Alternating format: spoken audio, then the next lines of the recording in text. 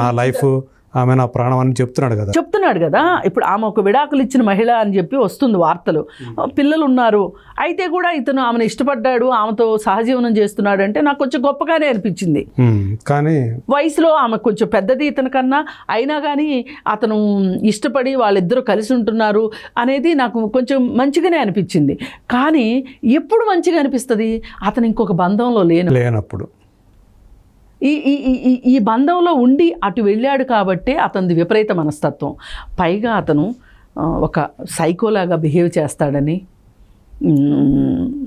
మనకు అర్థమవుతుంది. ఏంటి, బాగా తాగుతాడని, ఇంటికి వచ్చి కూడా తాగుతూ కుటుంబ సభ్యుల ముందు ఆమెతో వీడియో కాల్ మాట్లాడతాడని.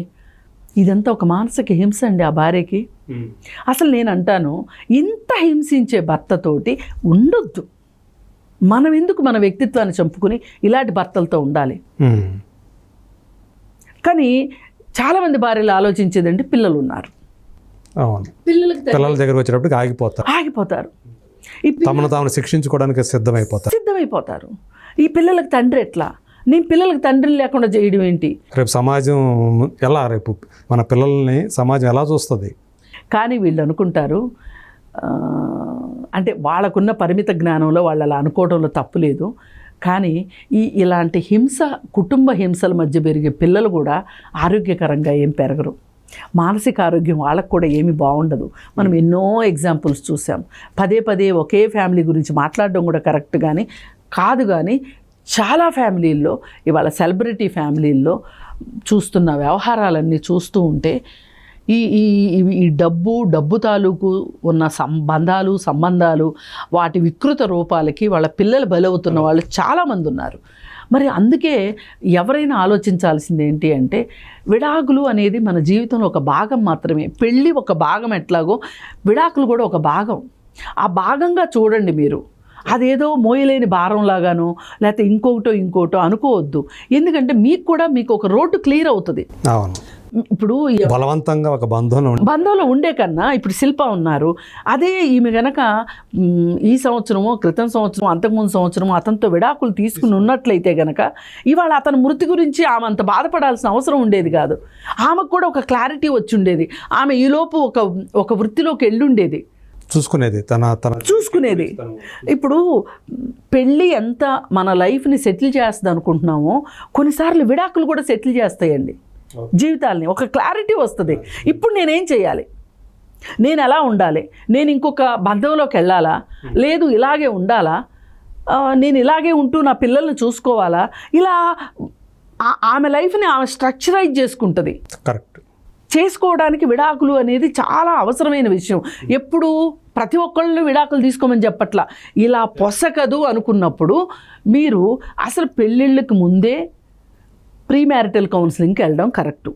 ఇవాళ ఉన్న పరిస్థితుల్లో సరే ప్రీ మ్యారిటల్ కౌన్సిలింగ్కి వెళ్ళలేదు, తర్వాత అయినా సరే మీకు పొరపత్యాలు వస్తున్నాయి అనుకున్నప్పుడు మ్యారిటల్ కౌన్సిలింగ్కి వెళ్ళి వాళ్ళ ముందు మీ బాధలు, మీ కష్టాలు, మీకేమన్నా మంచి విషయాలు ఏమన్నా ఉంటే మంచి విషయాలు అన్నీ మీరు వాళ్ళ ముందు వాళ్ళ టేబుల్ మీద పరిస్తే వాళ్ళు ఆలోచించి అసలు ఇద్దరిలో ఎక్కడ మిస్టేక్ జరుగుతుంది, ఎక్కడ కాంట్రవర్సీస్ వస్తున్నాయి, ఎక్కడ వీళ్ళకి కలవట్లేదు అనేది మాట్లాడి మీకు సూచనలు ఇస్తారు. అప్పటికి కూడా నచ్చలేదు అనుకోండి, హ్యాపీగా మ్యూచువల్ కన్సెంట్ తోటి విడాకులు తీసేసుకోండి. మీ దారులు మీరు చూసుకోండి. ఆ తర్వాత అదే చందుతోటి ఈమె విడాకులు తీసుకుని ఉన్నట్లయితే ఇవాళ ఆమె చనిపోయిందని అతను చనిపోతే కూడా ఏమి ఆడవలసిన పని లేదు, ఏమీ లేదు. హ్యాపీగా ఈమె జీవితం ఏమి గడుపుతూ ఉండేది. ఎంత బరితెగింపు కాకపోతే, నీకొక భార్య పిల్లలు ఉన్న తర్వాత ఇంకొక ఆమె సహజీవనంలో ఉంటూ నువ్వు చనిపోవడము ఎంత బాధ్యతారాహిత్యం అండి ఇది.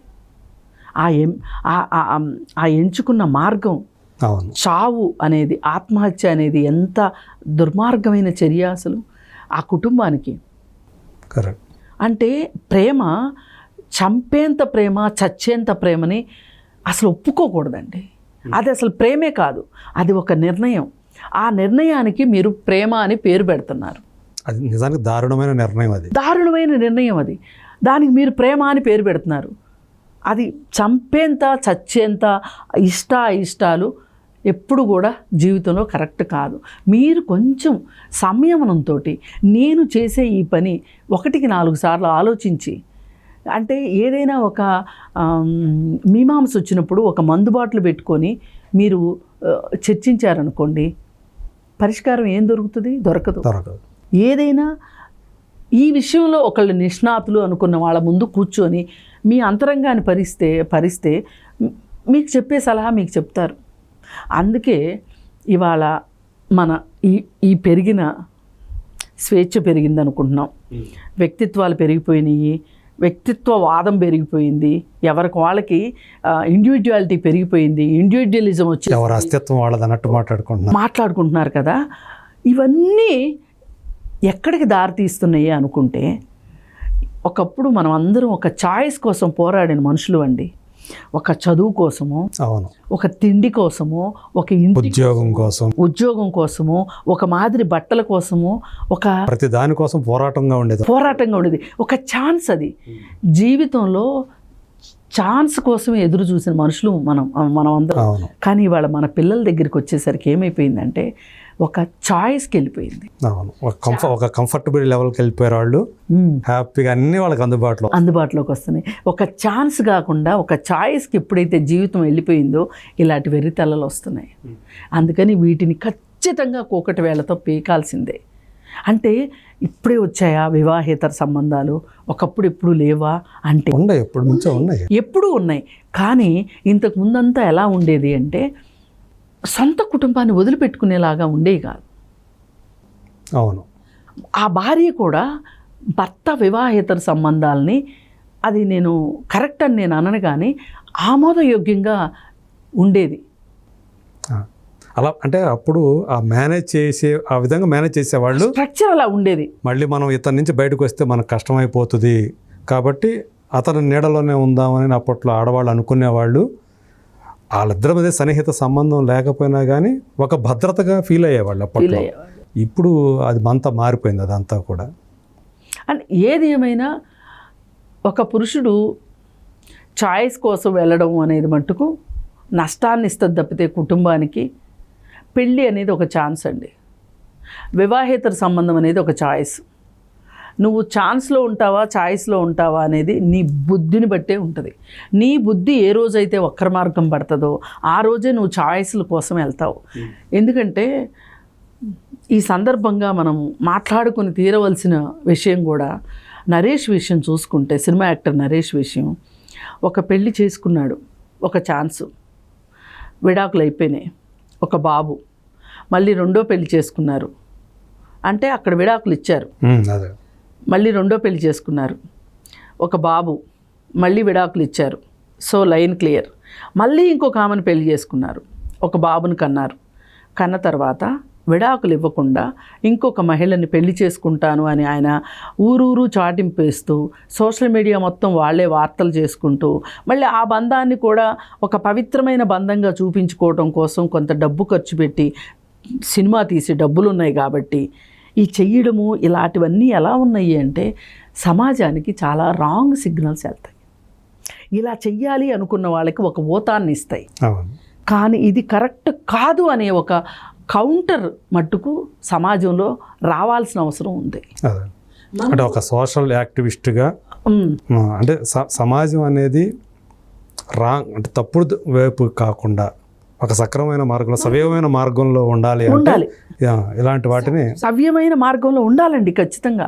ఎందుకంటే అపసవ్యంగా వెళ్తూ ఉంటే ఎన్ని యాక్సిడెంట్లు అండి. ఇప్పుడు మనకు తెలుసు, మనకొక బాగా ట్రాఫిక్ ఉంది అన్నప్పుడు ఒక ట్రాఫిక్ కంట్రోలర్ ఉంటాడు. ఒక్క 5 నిమిషాలు ట్రాఫిక్ కంట్రోలర్ లేకపోతే అంతే ఎంత ధ్వంసం అయిపోతుంది. అంతే ఇది కూడా అదే. అందుకోసం ఏంటంటే మనము అడల్టరీ చట్టాన్ని అడ్డం పెట్టుకునో, లేకపోతే సహజీవనం చేయటం తప్పు కాదనో, వివాహేతర సంబంధం తప్పు కాదనో అనుకుని మనం మన జీవితాలను నాశనం చేసుకోవద్దు అని చెప్పటానికి చందుది ఒక తాజా ఉదాహరణ. ఏది ఏమైనప్పటికీ అతని భార్య, అతని పిల్లలు ఎవరైతే ఉన్నారో వాళ్ళు మట్టుకు వాళ్ళకి ఒక స్వాంతనగా మట్టుకు మనం వాళ్ళకి ధైర్యాన్ని ఇవ్వాలని మట్టు కోరుకుంటాం. అవును, సామాజిక పరంగా ఒక ధైర్యం ఇవ్వాలి. ఇవ్వాలి, ఖచ్చితంగా ఇవ్వాలి. థ్యాంక్ యూ అండి. Thank you so much Krishna Kumar garu. Thank you.